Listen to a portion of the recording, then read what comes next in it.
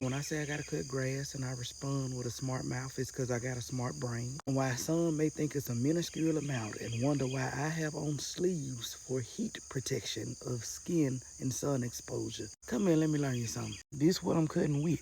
This is the height of what I'm cutting to give you a better perspective. But why you ain't got a riding lawnmower? Why you won't pay somebody to cut it? Now, if we in the business of mine, how does it become yours?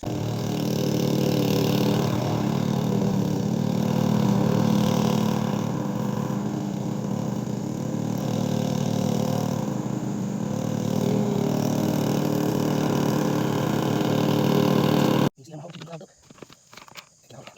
You know the place gonna get grass. Then the rains is a little hot. Baby, so let's go get some gas. Then I cut barefoot.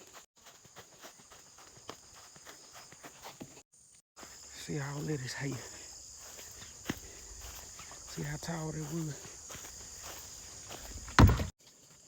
And I ain't even touched back yet. This mission gonna get accomplished today. See how tall it is up there. Before y'all numb nuts ask, because it rained, I have to work. I can't. Damn. How sick is she?